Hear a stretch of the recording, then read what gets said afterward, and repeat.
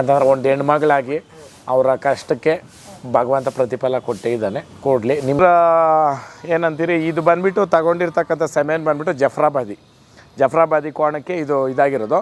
ಅದು ಬಂದುಬಿಟ್ಟು ಸುಮಾರು ಒಂದು 5-6 ಫಿಲಮಲ್ಲಿ ಮಾಡಿದೆ. ಒಂದು ಫಿಲಮ್ ಹೆಸರು ಹೇಳ್ತೀನಿ, ಕೋಣ ಫಿಲಮಲ್ಲಿ ಇದೆಯಲ್ಲ ಕೋಣ, ಅದು ಇದ್ರ ಹಸ್ಬೆಂಡೇ. ನಿಮ್ಮ ಸ್ನೇಹಿತರದು ಸಿನಿಮಾ ನೋಡಿದ್ರೆ ಕೋಣ ಅಣ್ಣ, ನೀವು ನಂಬ್ತಿರೋ ಬಿಡ್ತಿರೋ, ನಾನು ಬೇಬೀಸ್ ಡೇ ಔಟ್ ಅಂತ 4 ರೂಪಾಯಿ ಟಿಕೆಟು, ಮಗುದು ಪಿಕ್ಚರು, ಬೇಬೀಸ್ ಡೇ ಔಟ್ ಅಂತ ಮಗುದು, ಅದನ್ನು ಸ್ಕೂಲ್ ಕಡೆಯಿಂದ ಹೋಗಿ ನೋಡಿದ್ದೀನಿ. ಅದಾದಮೇಲೆ ಮುಂಗಾರು ಮಳೆ, ಆಮೇಲೆ ದುನಿಯಾ ಪಿಕ್ಚರು ಅಟ್ ಎ ಟೈಮು 1 ವಾರ ಹೆಚ್ಚು ಕಡಿಮೆ ರಿಲೀಸ್ ಆಯಿತು. ಅದನ್ನು ನೋಡಿದ್ದೀನಿ. ಬಿಟ್ಟರೆ ರಂಗೀತ ರಂಗ ನಾನು ಲಾಸ್ಟ್ ಮೂವಿ ನಾನು ನೋಡಿರೋದು ಥಿಯೇಟ್ರಿಗೆ ಹೋಗಿ. ಇನ್ಯಾವ ಮೂವಿನೂ ನಾನು ದೇವರಾಣಿ ನೋಡಿಲ್ಲ.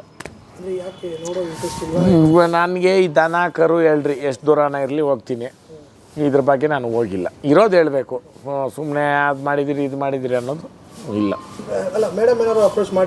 ಇಲ್ಲ ಪಾಪ, ಬೆಂಕಿ ತನೀಶ್ ಅವ್ರ ಕಡೆಯಿಂದ ಆ್ಯಕ್ಟಿಂಗೂ ಅವರು ತುಂಬ ಸಲ ಫೋನ್ ಮಾಡಿದ್ರು. ಆಮೇಲೆ ಕೋಣ ಕಳಿಸ್ಕೊಡ್ಬೇಕು ಅಂತನೂ ಫೋನ್ ಮಾಡಿದರು. ಅವ್ರ ಕಡೆಯಿಂದ 100% ಅವರು ನಮ್ಮನ್ನು ಇನ್ವಾಲ್ವ್ಮೆಂಟ್ ಮಾಡಿಸ್ಕೊಬೇಕು. ಅಟ್ಲೀಸ್ಟು ಇದಕ್ಕಾದರೂ ಬನ್ನಿರಿ ನೀವು ಅಂತ ಕರೆದಿದ್ರು. ನನಗೆ ಯಾವುದೋ ಒತ್ತಡ ಇರೋ ಕಾರಣಕ್ಕೆ ಹೋಗಿರಿಲ್ಲ.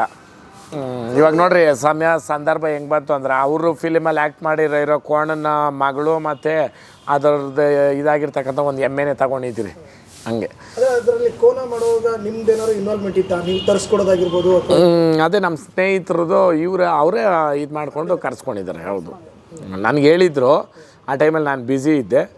ಬಟ್ ಸಕ್ಸಸ್ ಕಾಣ್ತಲ್ಲ ಕೋಣ ಪಿಕ್ಚರ್. ಒಳ್ಳೇದಾಗಲಿ. ಅವರು ಪಾಪ ಡೈರೆಕ್ಟ್ರು ಮನೆಗೆ ಬಂದು ನೀವು ಒಂದು ಇದು ಮಾಡಬೇಕು ಅಂತಂದರು. ಅದಾದಮೇಲೆ ಯಾವುದೋ ಪೆನ್ ಡ್ರೈವ್ ಅನ್ನೋ ಮೂವಿಗೂ ಸ್ವಲ್ಪ ಇದು ಮಾಡಿದ್ರು.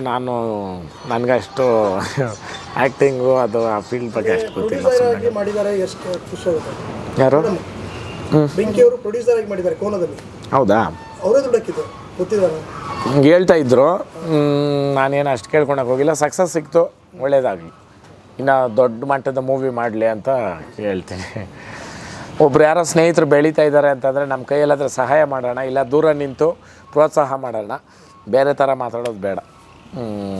ಯಾಕಂತಂದ್ರೆ ಒಂದು ಹೆಣ್ಮಗಳಾಗಿ ಅವರ ಕಷ್ಟಕ್ಕೆ ಭಗವಂತ ಪ್ರತಿಫಲ ಕೊಟ್ಟಿದ್ದಾನೆ, ಕೊಡಲಿ. ನಿಮಗೂ ಅದೇ ಹೇಳೋದು ನಾನು. ಈಗ ನೀವು ಚಾನಲ್ ಏನು ಮಾಡ್ತಾಯಿದ್ರೆ 100% ಸಕ್ಸಸ್ ಆಗಲಿ ಅಂತ ಕೇಳ್ಕೊತೀನಿ ನಮ್ಮ ಕಡೆಯಿಂದ.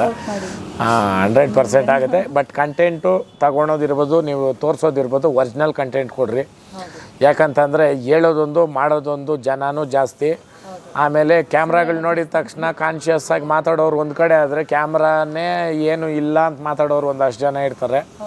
ಅವ್ರ ನಡುವೆ ನೀವು ಯಾವುದೋ ಒಂದೊಂದು ಕಾಂಟ್ರವರ್ಸಿ ಹಾಕ್ಕೊಂಡು ನೀವು ಎಲ್ಲೋ ಟ್ರೋಲ್ಗಳಾಗೋದು ಅವಶ್ಯಕತೆ ಇಲ್ಲ ಅಂತ ನಾನು ಹೇಳೋಕ್ಕೆ ಇಷ್ಟಪಡ್ತೀನಿ. ಒರಿಜಿನಲಾಗಿ ಮಾತಾಡಿ ಒರಿಜಿನಲಾಗಿ ಹಾಕ್ರಿ. ನೀವು ಬೆಳೀರಿ, ನಿಮ್ಮ ಸುತ್ತಮುತ್ತ ಇರೋರನ್ನೂ ಬೆಳೆಸ್ರಿ, ಒಳ್ಳೆಯದಾಗಲಿ. ಈ ಬ್ರೀಡ್ ಬಗ್ಗೆ ಹೇಳ್ಬೇಕಂದ್ರೆ, ನಾನು ಒಂದು ಫ್ಯಾನು. ಎಮ್ಮೆಗಳಲ್ಲಿ ಮುರ್ರಾ ತಳಿಗೆ ನಾನು ಫ್ಯಾನು. ಫಸ್ಟು ಜಫ್ರಾಬಾದಿ ಎಲ್ಲ ಕಟ್ಟಿದ್ರಿ ನಾವು. ಯಾಕೆ ಅಂತಂದರೆ ನೋಡಿರಿ, ಈ ನಮ್ರು ಹಾಕೋದು ಅಂತಂದ್ರೆ ಅದು ಕಂಫರ್ಟ್ ಇದ್ದರೆ ಮಾತ್ರನೇ ಈ ರೀತಿ ಮೆಲ್ಕಾಕೋದು.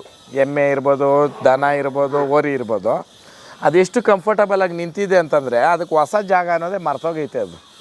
ಇದು 200 ಎಮ್ಮೆಗಳಲ್ಲಿ ಇದ್ದಿದ್ದು. ಆ 200 ಎಮ್ಮೆಗಳಲ್ಲಿ ಏನು ಮಾಡ್ತಾಯಿದ್ರು ಅಂದರೆ, ಈ ಥರ ಹೊರಗಡೆಗೆ ಬಿಡೋದು ಆ ಥರದ ಪ್ರವೃತ್ತಿ ಇಲ್ಲ.